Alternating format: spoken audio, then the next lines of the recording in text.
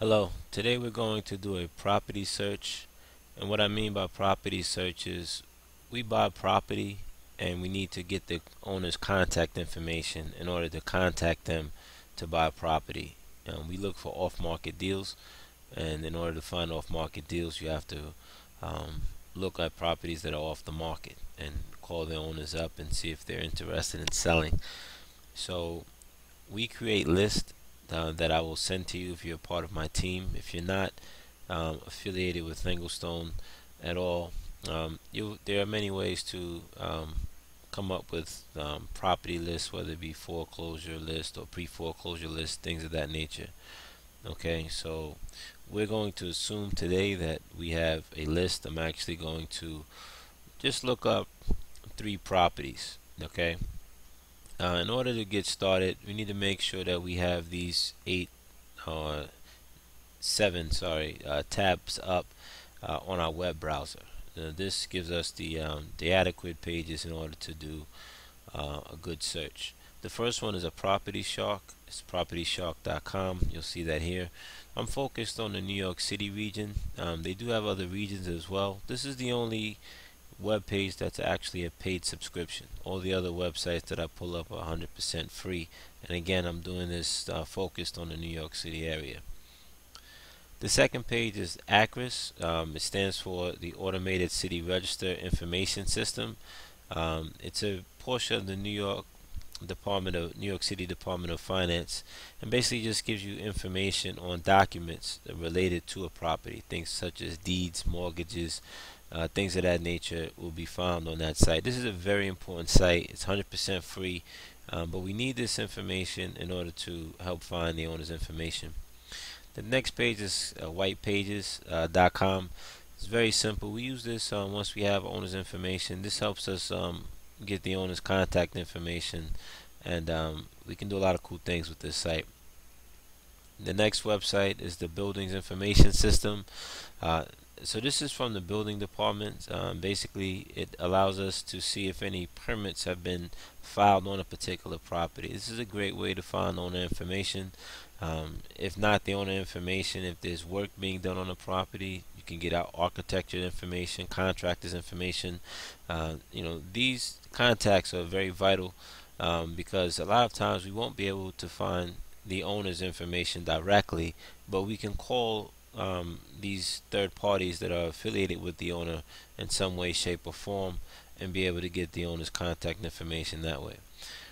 And the next one, this is for the property taxes. So this is basically part of the NYC Department of Finance as well. It's the assessment office. So this allows us to actually view the tax bill. So a lot of times you notice that a owner doesn't live at a property, but they're paying the taxes on the property. That bill is being sent somewhere, and what this allows us to do, it allows us to actually find out where that tax bill is being sent. It's an alternative method of finding contact information for the current owner. Okay, this is the New York Department of State. This is a business search, so we can actually put a business name in here and actually search. This is important because many properties, particularly investment and larger properties, are held under a limited liability company or an LLC, and this would help us find the owners of that particular LLC. So this is a very important page as well. And the last page is just a generic Google search. Okay, this Google search is you know once you have information, particularly let's say you get a lawyer's information, you can just come to Google directly and search that lawyer's name, and usually they come up with something pertaining to that lawyer. But this is always a very helpful page, and I've tried to put them in order of importance. Um, it may be a little off, but I try to go from left to right in order of importance. Okay, so we're going to start with the Property Shark. If you don't have a subscription to Property Shark, I suggest you get one. You also, if you're in the New York City area, you can also use Geodata Direct, which is also another great service. I prefer Property Shark. It's just a little bit more detailed information, more up-to-date pictures. But Geodata does have its advantages as well. But either way, you can perform this exercise with either one of these property databases. Okay, so I'm just going to pause for a second. I'm going to log in.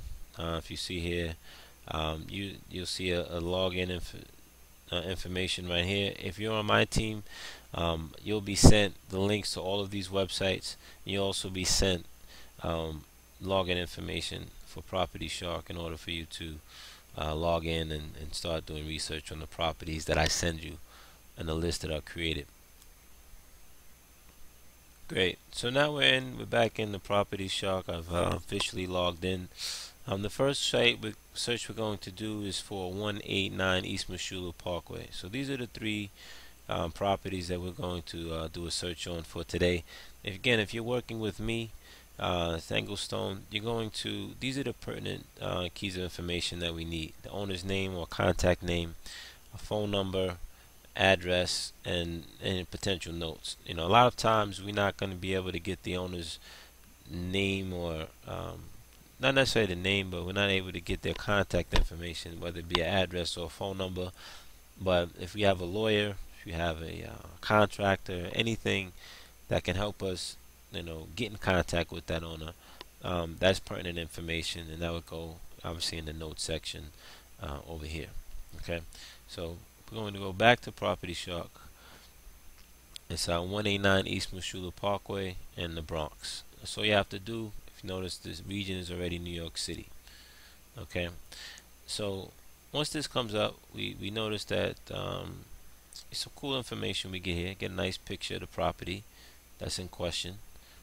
We also have, the block and lot. This is very important. This is something that we're going to need going forward. So you probably want to write this down, or at least put it to quick memory. And we have a little bit of information pertaining to the lot, some of the zoning area. But if we look at the last sale, we notice that the last sale was on 5/31/2007. Property was sold for $1,100,000, and we have an owner here. All right, I want you to take note that this owner is a company. Okay, obviously there's a person behind every company. Okay, having a company name by itself is not good enough. We're going to need a contact number. If you also notice here, there's an address here that's separate from, there's a different address from the property. So this may be something that we use. I don't know yet, but it is something that you may want to write down in here, just to say, okay, we have an address.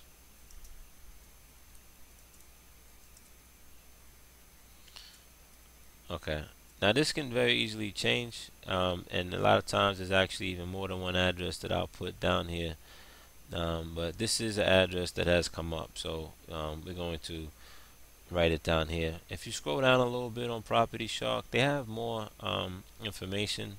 This tells us that there's any Liz pendants filed, anything like that. So I can see that this property is clearly in foreclosure here. I can see a Liz pendants that was filed on March 29th, 2013. Okay, or they were in foreclosure. We're in December 2013. Okay, we also have relevant information here. We have the 189 East Meshulah Parkway. That's the same address as the property. It doesn't tell us much there. We also have this address. This 4304 Bruna Avenue. Now, I don't know which is the most recent. It would appear to be this address. Coming here is coming up from 831. This one was from 2007. So you want to keep this address in the back of your mind, just in case though. And you may want to write that down in notes. For now, we're not going to. Okay, so this is basically what we've used our Property Shark segment for. The next one we're going to go to is the Acris. Okay, once we get the Acris, again, if you're working with Anglestone, you'll be sent the link for this page. If you're not with Anglestone, you can very easily get to this page. You just go to Google, you type in New York City Acris. That's ACRIS. Again, that's ACRIS. New York City Acris, and it'll bring you a link to this page. Okay, so it's very easy to find. You go here to search, and you're gonna go by. I like to search by borough, block, and lot. That's the best way to do it. Okay. Now, this property was in the Bronx. Again, we're focused on New York City, and then we're gonna get that block and lot number from here. This is the block and lot number. If you recall this block and lot number. Okay, so we're gonna memorize 33350135. So the block is 3335, the lot is 135. Okay, I'm just gonna put that information here. You don't have to worry about the zeros. A lot of times that'll throw you off. You just need the numbers. The zeros don't really mean much. Okay. All right. So we have this page on Acris, and this is basically all the documentation that has been recorded on the property or against the property that is with the Department of Buildings. All right. Now I'm gonna just expand this a little bit so you can see the things that there's a few things that we look for. There's three main documents that we look at. We look at the deed, the mortgage, and the agreement. The first document we look for is the last deed. So that would tell us the current owner of the property. So if we look down here, we go down this document type, and we go down here, we see a deed here, and we see that the property was owned originally by Party 1, which was 189 Realty Corp. Okay, and they sold to CDMT Mushulu LLC. So Party 1 is always the seller, Party 2 is always the buyer. Okay, so obviously we're more concerned about the buyer in this transaction because the buyer is now the current owner. Okay, so you want to make sure you find the last recorded deed. That's going to tell you who the owner is of the property. Okay, now if you look at mortgages, this is a very the important document as well. You notice that the mortgages, you have the mortgagee is actually the bank in this case. They're the person, and the mortgagor, the person giving the mortgage or the person that's getting the loan, would be Party 1 or the current owner of the property. Alright, I always check the mortgage first. The reason I check the mortgage first is because the buyer does not have to sign the deed. The seller does. Again, the buyer never has to sign a deed. So if you sell a property, the buyer doesn't have to sign the deed. The seller has to sign the deed. So a lot of times you can't get information on the buyer, hence the current owner, by looking at the deed. But there is other valuable information on the deed we'll get to in a second. But notice the buyer always has to sign the mortgage. So even though there's a company, CDMT Mushulu LLC, there's a buyer behind that, and that signature will be on the mortgage. If you notice, this property was bought for the 1.1 million that the Property Shark showed us. There was a first mortgage for 880,000 by Citibank, and another mortgage for 50,000, which seems to be 189 Realty Corp. Okay, so this shows me that the owner, whoever sold this property, gave the owner had a second mortgage in place, or they did some sort of owner financing on this. All right. So what we're going to do here, we're going to very simply go to the image of the mortgage. All right. Let me just pull this up. Just make sure you have Java on your computer. So it's definitely something that's going to be needed for you here. Okay. Now once you pull up the mortgage document, I like to go to the last page of the document. All right. The last page is typically not the last page. I'm sorry. 2 pages from the end. The reason being, the signature is usually towards the end of the document. Okay, so if, in this case, the document is 34 pages, the mortgage. So I would go to page 32.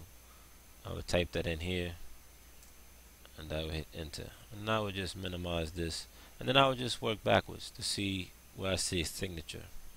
Alright, I'll just go back, keep clicking the back arrow. That's a notary.